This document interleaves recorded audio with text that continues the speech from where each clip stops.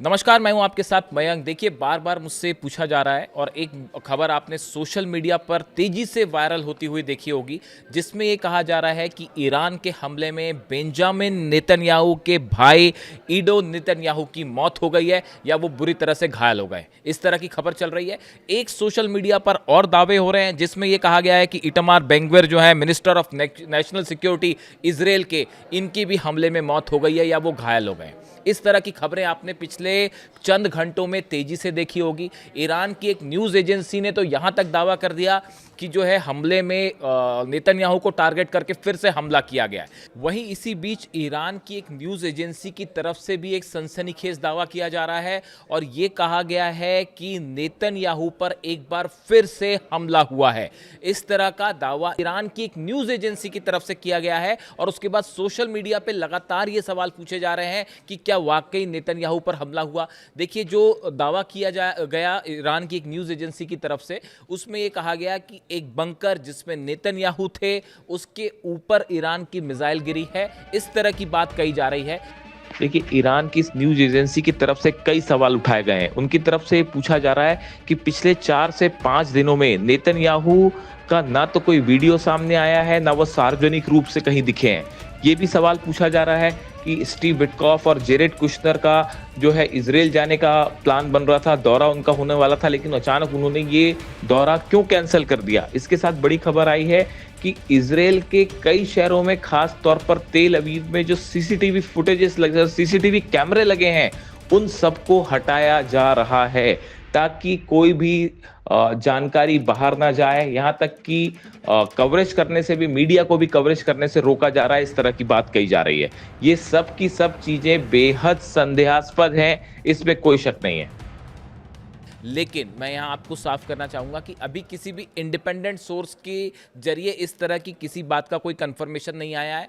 ये क्लेम अभी ईरान की एक न्यूज़ एजेंसी की तरफ से किया गया और सोशल मीडिया पर लगातार इस तरह की बातें हो रही है, इस तरह के दावे हो रहे हैं कि एक बार फिर नेतन्याहू को टारगेट करने की कोशिश की गई है और एक मिसाइल जो कि बंकर के ऊपर गिरी, उस बंकर के अंदर नेतन्याहू अपने साथियों के साथ मौजूद थे। इस तरह के दावे हो रहे हैं, लेकिन ये दावे फिलहाल सोशल मीडिया तक हैं और इस दावे का कहीं कोई इंटरनेशनल इंडिपेंडेंट एजेंसी की तरफ से कोई कंफर्मेशन नहीं आया। ये बात मैं अभी फिलहाल साफ कर देना चाह रहा हूं। यानी सोशल मीडिया पे आप देखें, इस तरह की तमाम खबरें भरी हुई हैं, लेकिन चूंकि मुझसे बार बार ये सवाल पूछा गया कि वाकई क्या ऐसा है कि क्या नेतन्याहू के भाई पर हमला हुआ है, मैं आपको एक बात साफ कहना चाहूँ, इस समय ऐसे कोई भी रिपोर्ट ऑफिशियली नहीं आई है सामने। इस समय इजराइल का जो हाल है वो देखिए आप, इजराइल में भयंकर तबाही मची हुई है, ये बात सच है। और ईरान की तरफ से एक बार में सैकड़ों मिसाइल्स फायर हो रही हैं। किस वक्त हमले हो रहे हैं, कहाँ हमले हो रहे हैं, इसके बारे में कोई जानकारी साफ निकालना बेहद मुश्किल है, क्योंकि इजराइल ने इन खबरों को सामने आने से पूरी तरह से प्रतिबंध लगा रखा है।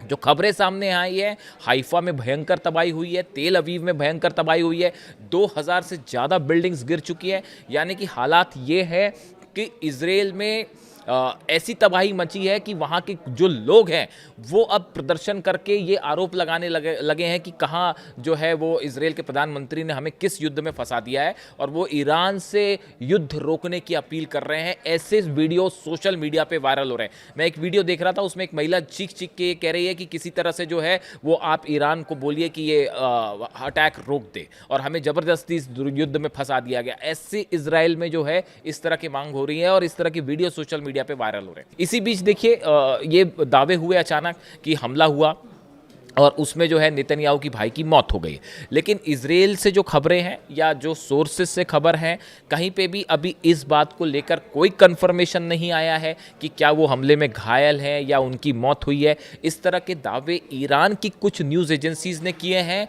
और इस तरह के दावे जो है वो सोशल मीडिया प्लेटफॉर्म पर हो रहे हैं। लेकिन ये जिम्मेदारी है आपको बताना कि अगर जब इसको चेक करने की कोशिश की जा रही है तो इस तरह की किसी बात पर कोई कंफर्मेशन अभी तक सामने नहीं आया। ये बात बात सच है, ये बताया जा रहा है कि कई ऐसे पॉलिटिकल जो लीडरशिप है उनको टारगेट करते हुए ईरान की तरफ से हमले हुए हैं। देखिए ये बात भी सच है कि नेतन्याहू के दफ्तर और ऑफिस पर ईरान ने हमला किया था। ये कुछ दिनों पहले की बात है, मैंने वीडियो भी बनाया था इसमें, और बताया जा रहा है कि उसमें अच्छा खासा बिल्डिंग को नुकसान भी हुआ था और नेतन्याहू उसके बाद से बंकर में है। लगातार पूरा कैबिनेट जो है वो बंकर से ही चल रहा है इजराइल का।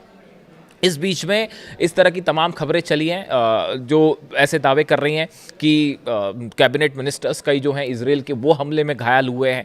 इसकी कोई अभी पुख्ता जानकारी नहीं है, चूंकि मुझसे बार बार ये बात पूछी जा रही थी, इसलिए आप तक ये बात पहुंचानी ज़रूरी थी। लेकिन इस बीच एक खबर ये भी सामने आई है कि हाइफा में जो तबाही हुई है ईरान के हमलों में, वहाँ कई तेल के डिपो जल रहे हैं। और जो तस्वीरें देखिए ईरान से आ रही थी, ईरान में आपने तेल के देखा, आपने टैंकर्स में जिस तरह से आग लगी, वो जो तस्वीरें हैं वही उसी तरह की उसी लेवल का हमला जो है वो हाइफा में तेल डिपो का बनाकर किया गया है।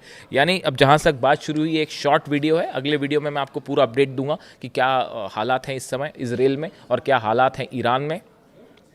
लेकिन फिलहाल ये जो सोशल मीडिया पर दावा हो रहा है कि बेंजामिन नेतन्याहू की भाई की मौत हो गई है, इसकी कोई पुष्टि की अभी कोई फिलहाल जानकारी नहीं है। इस तरह के दावे सिर्फ फिलहाल सोशल मीडिया पे हैं। लेकिन ये बात भी सच है कि इनकी तरफ से कोई वीडियो अभी सामने नहीं आया है, ना नेतन्याहू के भाई का कोई वीडियो सामने आया है, या जो बेन ग्वेर उनके सिक्योरिटी मिनिस्टर हैं इनका भी कोई नया वीडियो सामने नहीं आया है। तो इस बात का भी इंतज़ार है कि हालात कैसे हैं और क्या वाकई बड़े नेताओं को टारगेट किया है ईरान ने। इससे जुड़ा जो भी अपडेट होगा वो मैं आप तक पहुँचाऊँगा। Thank you so much.